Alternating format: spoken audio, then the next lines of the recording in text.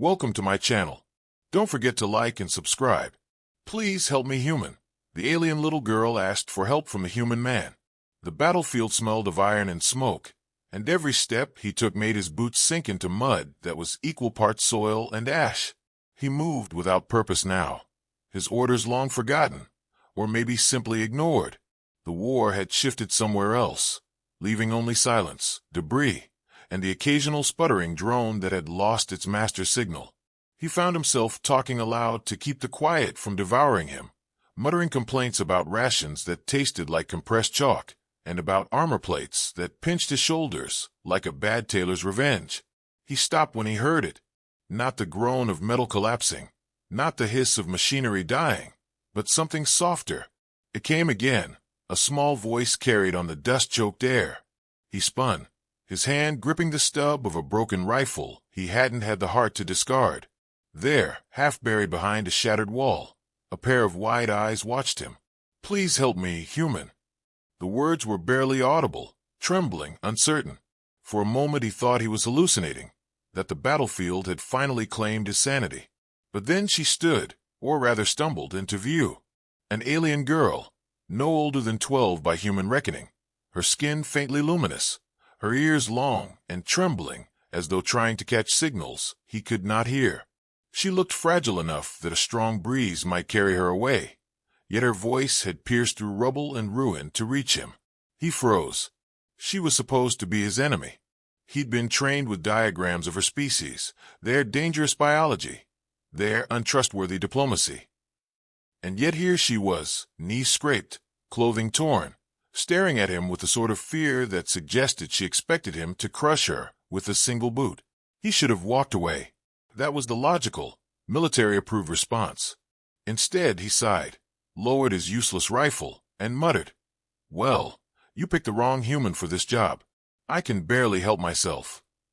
Her lips twitched. For a second, it looked like she might laugh. Then, cautious as a stray animal, she reached out her hand. He stared at it like it was a live grenade. "You know I'm supposed to be terrifying," he said. "Monstrous, bloodthirsty, the kind of nightmare your parents warn you about." "You are very dirty," she replied softly, her voice accented but clear.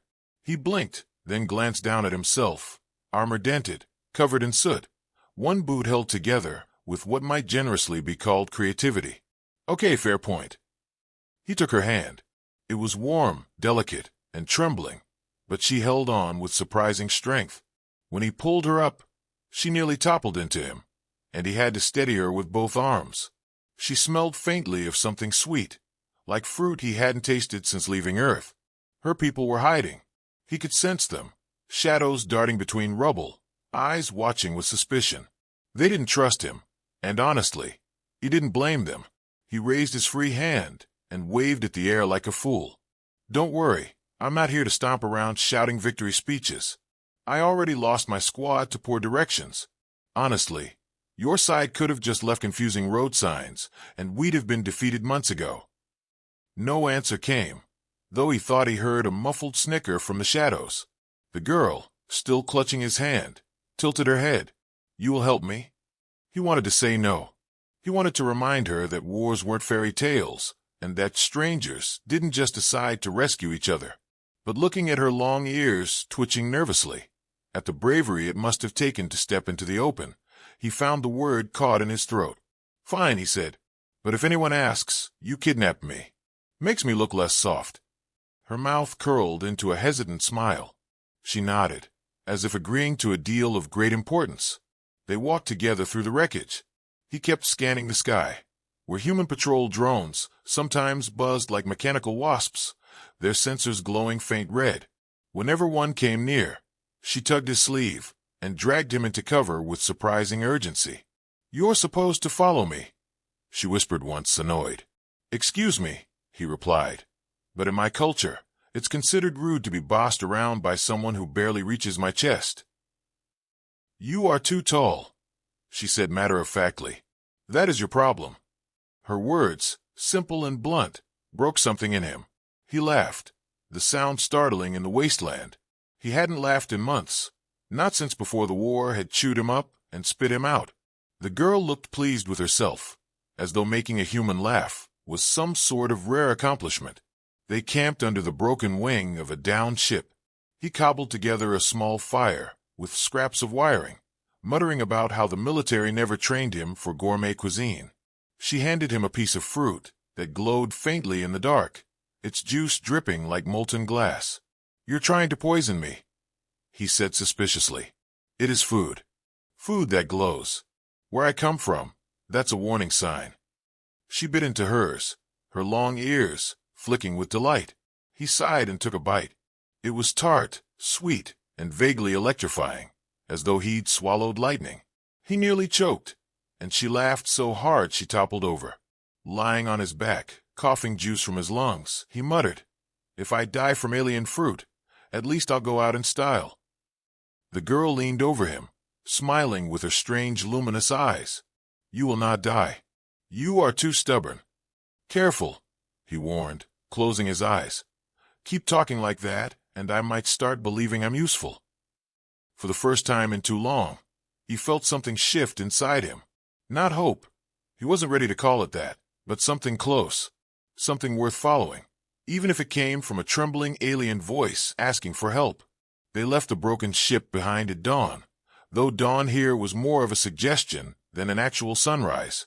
The sky glowed faintly green, the kind of shade that made him suspect the atmosphere was laughing at them. He trudged forward with the weariness of a man who had lost the concept of comfortable beds a long time ago, while the girl darted ahead, her long ears twitching in every direction as though she were a living radar dish. "Slow down," he muttered, tightening the straps on his battered chest plate. "Some of us only have 2 legs, and knees that complain like old men at breakfast." "You are very noisy when you walk," she said without turning around. "That's because I weigh more than a feather and less than a spaceship. Sorry if my steps are music to your ears." She stopped suddenly, turning her head with solemn seriousness. "Your steps are not music. They are clumsy." He opened his mouth, then closed it again, deciding not to lose a debate to a child. Still, her smug little grin as she continued onward told him he had already lost. The wasteland was littered with remnants of battles, scorched vehicles, shattered helmets, the occasional drone twitching like a dying insect. He had grown used to walking among ruins, but now he saw them through her eyes.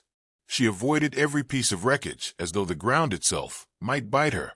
At one point, he tried stepping over a rusted engine core, only to have her yank his sleeve. "Don't touch," she warned. "It's just metal. It hums. It is not dead."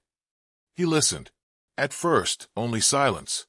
Then faintly, like a whisper under the earth, a vibration. He stepped back quickly, pretending he had intended to do that all along. "Right," he said. "I knew that. Totally testing you." "You are a bad liar," she replied. She had the unnerving ability to puncture his pride with the sharpness of truth. He found himself both irritated and strangely entertained. He hadn't had company like this in years. Not the bantering kind, at least. Soldiers didn't banter. They shouted, obeyed, and died. But this girl with ears like antennae? She mocked him, and somehow it kept him moving. By midday, they stumbled across a pool of water glimmering with an oily sheen. He crouched and studied it, parched throat begging for relief. The girl shook her head violently. "Do not drink. It is alive." "Water's supposed to be alive," he argued, cupping a handful. "Hydration, biology, all that." "It moves." The liquid rippled against his hand, pulling back as if recoiling. He flung it away with a curse, stumbling backward as the pool quivered like gelatin. A bubble rose, burst, and released a foul hiss. "Okay," he said, wiping his hand furiously on his pants. "Point taken. We'll find a nice, boring puddle instead." Her laughter echoed across the ruins, surprisingly bright. He couldn't remember the last time laughter had sounded so unafraid. Later, when they rested beneath the skeletal frame of a collapsed tower, she plucked something from her pouch and handed it to him. It was another piece of glowing fruit, though smaller, with veins of blue light. "Not again," he groaned. "Last time, I almost turned into a lightning rod. This one is different." "That's what you said before." She crossed her arms, ears flicking in indignation. Eat. He stared at the fruit. He had eaten worse in his career, once, a ration bar that tasted like melted boots, but this felt like volunteering for an experiment.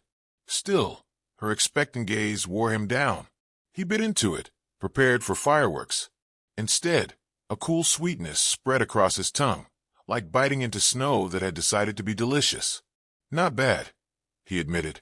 Her grin stretched ear to ear. See, you trust me.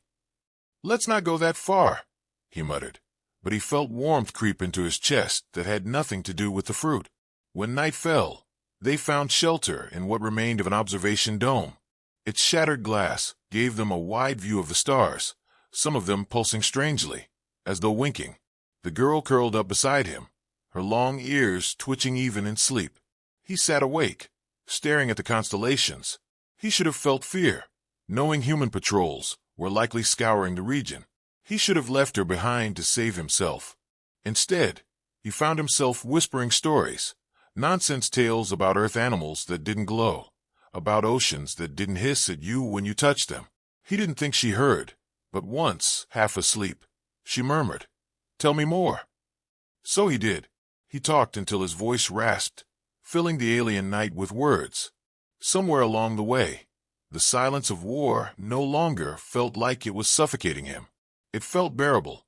When he finally drifted off, it was with the absurd thought that maybe he hadn't saved her at all. Maybe she was the one saving him, one sarcastic remark at a time. The path into the hills narrowed until it became little more than a crack between jagged stone. He followed the girl reluctantly, muttering about how humans weren't designed to squeeze through alien rock mazes. She ignored him, ears flicking as if she could hear something guiding her. Every so often she'd stop, tilt her head, and then dart forward again, forcing him to stumble after her like a tired pack animal. "Are we there yet?" he grumbled for the 5th time. "You ask that every turn," she replied, "because every turn feels like it's been carved specifically to ruin my knees. You have weak knees." "Excuse me.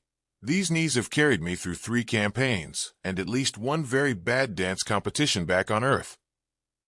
She gave him a blank look, not understanding, which only made him sigh louder.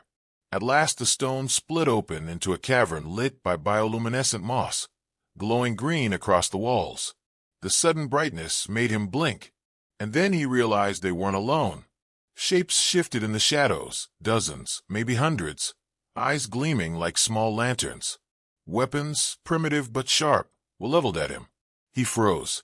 Instinct told him to reach for a weapon, but instinct also reminded him that his only weapon was a piece of bent metal and his best insult. The girl darted forward, raising her arms. "He helped me," she shouted in her own language, words sharp and fast. Her voice echoed across the chamber. "He is not like the others." Murmurs rippled through the gathered crowd. He could feel the suspicion pressing down on him like heat. He decided humor was his last line of defense. "Hi," he said, raising one hand awkwardly. "Big fan of what you've done with the place. Very mossy." The silence that followed was thick enough to choke on. Then an older figure stepped forward, towering above the rest. His ears were long enough to brush his shoulders, his eyes like twin suns. He studied the human with a gaze that seemed to cut straight through him. "You walk with death in your shadow," the elder said slowly in a voice like stone grinding on stone. "Well," he replied, "that's one way to describe my cooking." The girl stifled a laugh, which only seemed to confuse the elder further. A long silence stretched, and then the elder spoke again. "If you are not an enemy, then prove it. Answer the trial of words." "Trial of words?" he asked nervously. "Do I at least get a dictionary?" The elder ignored the joke and began to recite riddles. The first was about stars hidden by clouds, the second about rivers that flowed without water. He flailed through answers, occasionally blurting something absurd when his mind went blank. At one point he guessed, space toilets, which drew a scandalized gasp from the crowd and a burst of laughter from the girl. By some miracle, the elder's lips curled into the faintest smile. "Perhaps foolishness is its own truth," he said. "You may live." He exhaled so hard his lungs protested. "That's great. because dying in a moss cave was not on my to-do list. But the relief didn't last. As the murmurs continued, he caught fragments of the conversation, words the girl later explained to him as best she could. She had been chosen for something called the Veil of Renewal, a ritual that demanded sacrifice. Her people whispered of ancient machines buried beneath their world, devices older than their history, kept alive by ceremonies none of them fully understood.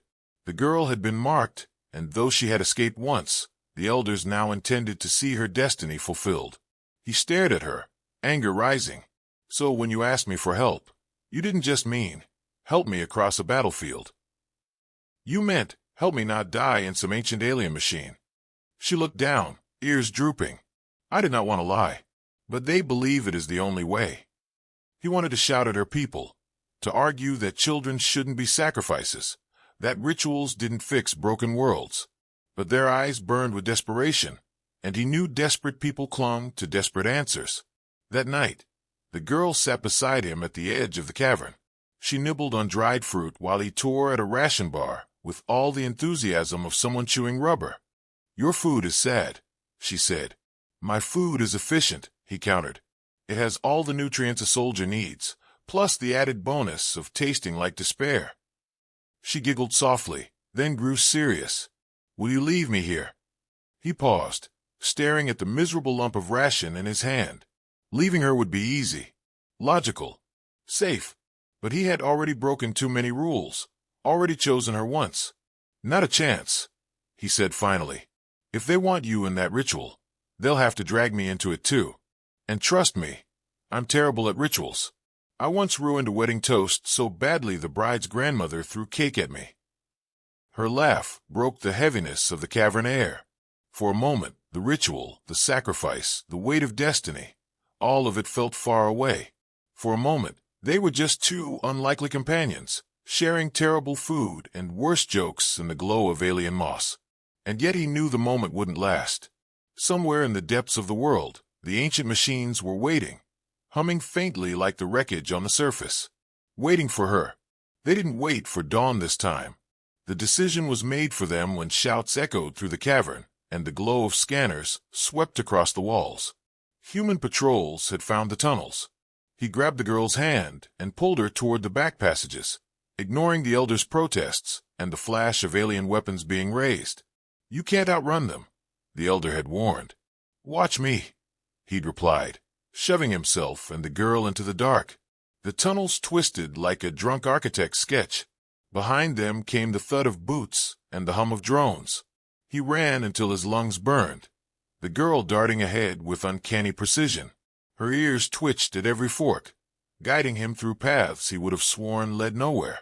You're too fast, he gasped. You are too slow, she countered. That's because my legs are carrying both of us. You're just a portable radar system.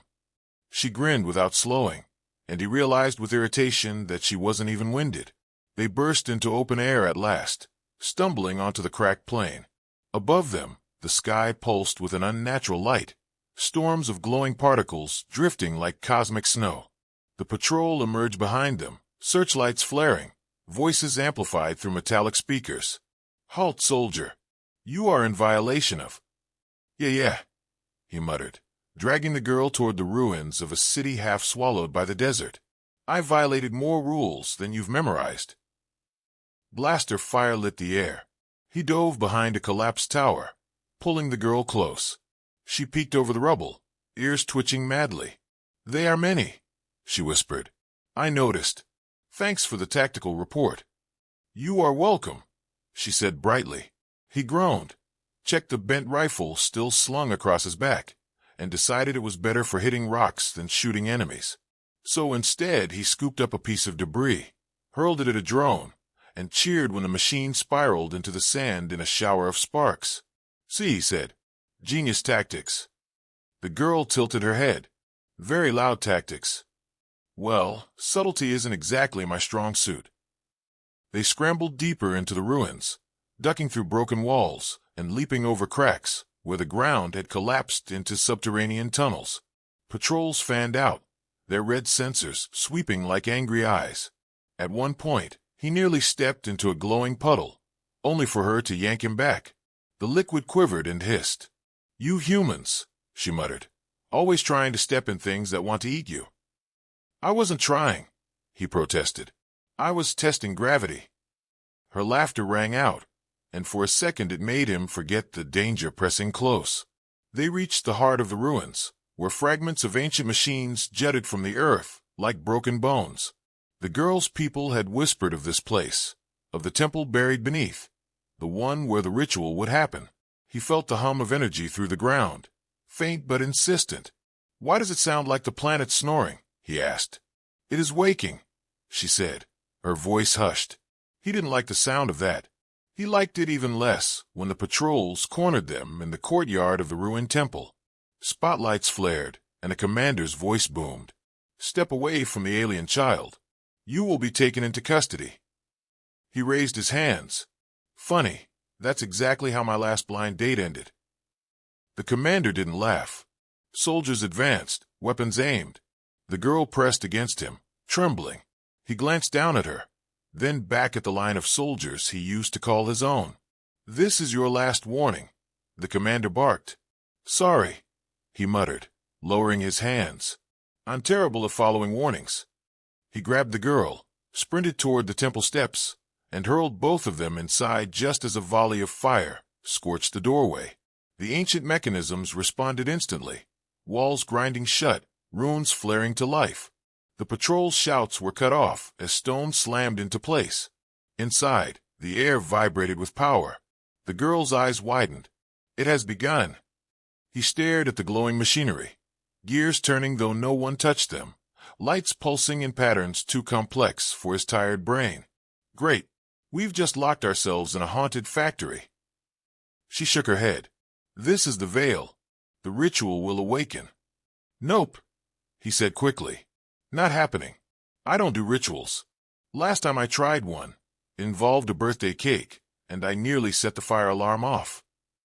But the floor shifted beneath them, panels unfolding like the petals of a colossal flower. At the center was a platform, etched with symbols, pulsing with light that seemed to call her name. She stepped forward, her small frame bathed in radiance. He grabbed her shoulder. "You don't have to do this." Her ears drooped, but her gaze was steady. "It is what they expect." "Then let's disappoint them," he said firmly. "I've been disappointing people my whole life. Trust me, it gets easier." Despite the danger, she laughed softly. "You are strange." "Strange keeps us alive," he replied. The temple trembled, ancient machinery humming louder, as though sensing their defiance. Outside, soldiers pounded on sealed doors, their shouts muffled.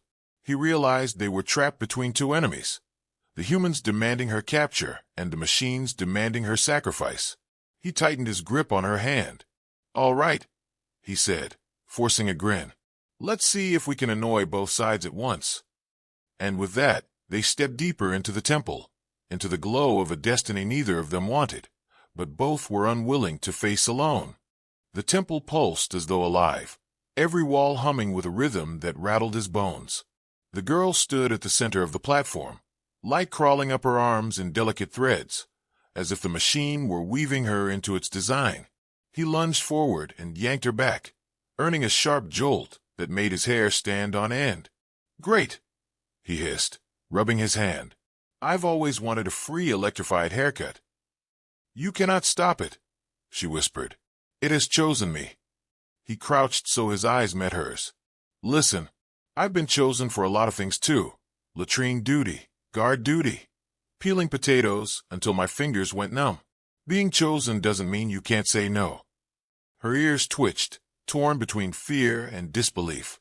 The machinery answered for her, gears spinning faster, light flooding the chamber. Symbols shifted across the floor, forming a spiral that tugged at her like a gravitational pull. The pounding of soldiers on the sealed door grew louder, muffled shouts demanding surrender. He glanced back, then forward, then muttered, "Fantastic. Trapped between trigger-happy humans and an ancient blender that wants to eat a kid. This is why I hate Mondays." He grabbed a chunk of fallen debris and hurled it at the glowing spiral. It bounced harmlessly off, the symbols flaring brighter in mockery. Worth a shot, he muttered. The girl's small hand slipped into his. You cannot fight it alone. I wasn't planning on it. You're smarter than me, remember? Between your glowing fruit and my poor life choices, we might just win this. Her laugh was shaky, but it was enough. Together, they stepped onto the platform. The light surged, wrapping around both of them. Images flashed through his mind, galaxies collapsing, worlds reborn, rivers of energy threading across space. He heard voices, countless and alien, whispering promises of renewal if only she gave herself. He shouted into the void. Pick on someone your own size. To his surprise, the voices faltered. The light shifted, uncertain. The machine had not calculated for stubborn humans, with bad timing. The girl's voice rang out, clear and steady. I am not your sacrifice. I am not your fuel. If you want life, you must take it from both of us, or neither. For a moment, the platform trembled, as though the ancient system was considering. Then slowly, impossibly, the light spread outward, not consuming, but transforming. The spiral unraveled, flowing into the walls, into the ground, into the air above. The temple shuddered, then exhaled. Outside, the storm of glowing particles scattered like fireflies. The ruined land shifted, cracks knitting together, plants forcing themselves up through the dust. Patrol soldiers stumbled back as the world itself seemed to breathe for the first time in centuries.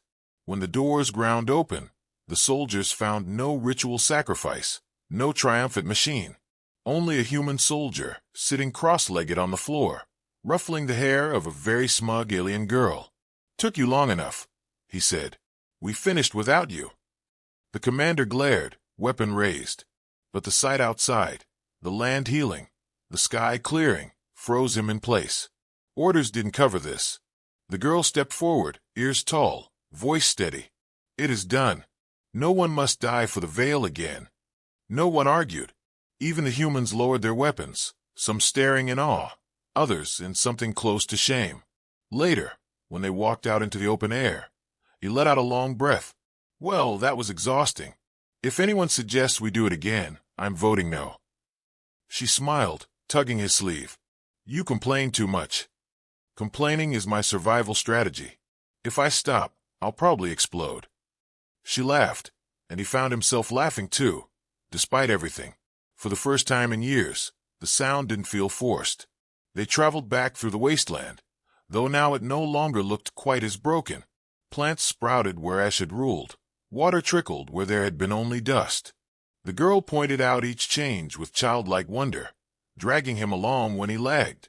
He teased her about being a tour guide with no sense of direction, and she teased him about being too tall to notice anything useful. When at last they reached the hidden cavern of her people, the crowd greeted them not with suspicion, but with quiet reverence. The elder bowed low, ears brushing the ground. You have undone the cycle, he said. You have given us back our world. The humans shifted awkwardly. Yeah, well, she did most of the work. I just yelled at some ancient machinery until it got confused. The girl grinned, tugging his hand. He is strange, but he kept his promise. That night, as the stars glimmered above a land slowly healing, he lay awake beside the campfire. For once, he didn't feel like a soldier without orders. He felt human, in a way he hadn't since before the war. And maybe, he thought, being human meant helping someone when you had no reason to. Maybe it meant laughing in the dark so the dark didn't win. The girl curled up beside him, her ears twitching even in sleep. He glanced at her and whispered, You saved me, you know. Not the other way around. She stirred, half asleep, and murmured, You talk too much. He smiled, closed his eyes, and for the first time in a long time, let himself rest. The war might not be over, the galaxy might still be broken, but here, in this small corner of it, something had changed. And for him, that was enough. The end.